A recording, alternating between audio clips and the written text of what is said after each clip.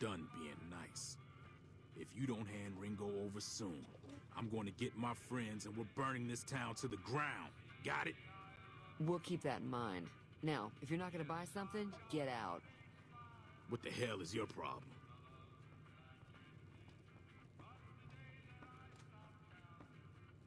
Well, you've been causing quite a stir. Glad I finally got to meet you. Welcome to the Prospector Saloon.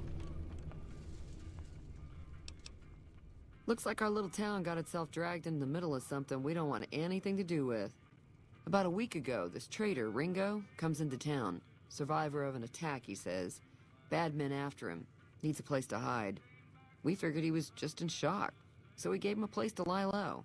We didn't actually expect anyone to come after him. He's holed up at the abandoned gas station up the hill. Some of the others, like Sonny, will probably stand up for Ringo if he asks for help, which he hasn't. Personally, I hope he sneaks out of town one night and takes the powder gangers with him. Chain gangs, really. The NCR brought them in from California to work on the rail lines. Problem is, it turns out that giving convicts a bunch of dynamite and blasting powder isn't the best idea. It was a big escape not too long ago. Some of them stuck together so they could make trouble. That's what we're dealing with now. You mean murder him? That's not our way, even if Cobb is scum. He can bluster and threaten all he wants. All right. If you were able to get Ringo out of this mess, you'd have a decent reputation around Good Springs. I'd even set you up with a discount. Of course, helping Ringo would also make the powder gangers mad, and they've got a lot of friends out there. Don't know why you'd want to do a thing like that. Yep, you'd get on their good side, but people around here wouldn't appreciate it one bit. He's a convict, just without the chains. Said his name was Cobb. Powder gangers is what they call themselves. Plenty more like him out there.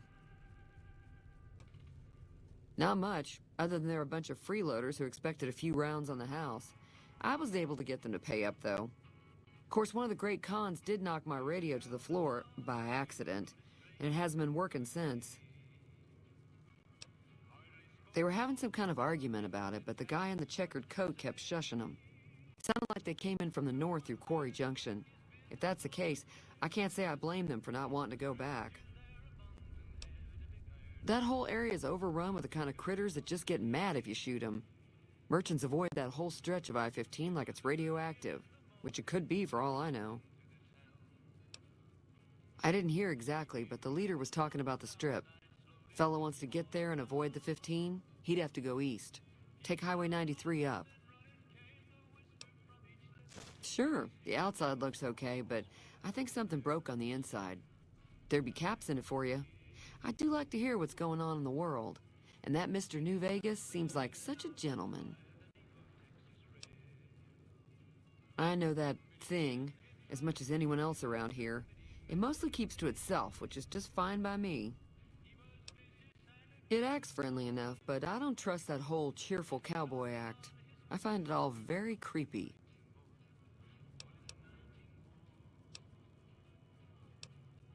Other than rolling around once in a while, it doesn't do anything useful as far as I can tell. I don't know why it took an interest in you, but I'd be careful. It's never helped anyone before.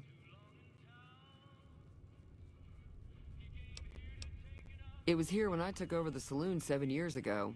Some people have said its owner lived here, but no one knows who it was. Fine.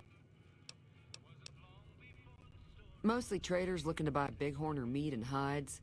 The traders are the main reason the general store manages to stay in business. Most travelers heading south on the I-15 just push on towards Prim, unless they're in desperate need of supplies. There's always something interesting going on, but the biggest news has to be the coming dust-up between the NCR and the Legion over the dam.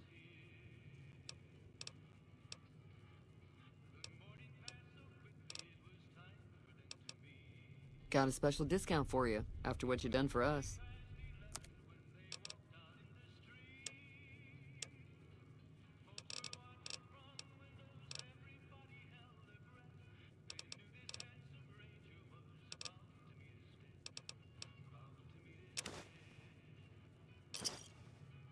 Thanks.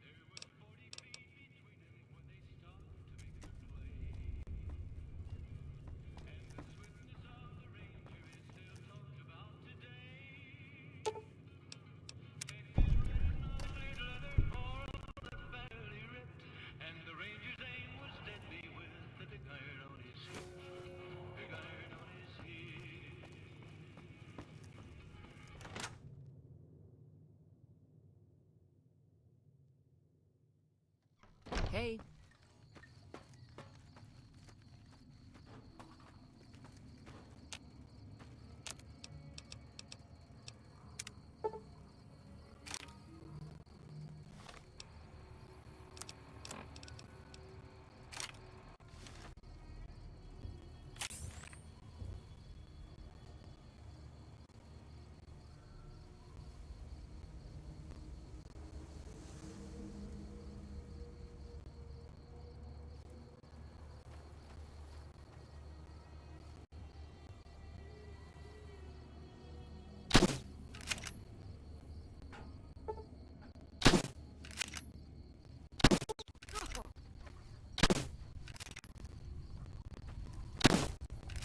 How you like that?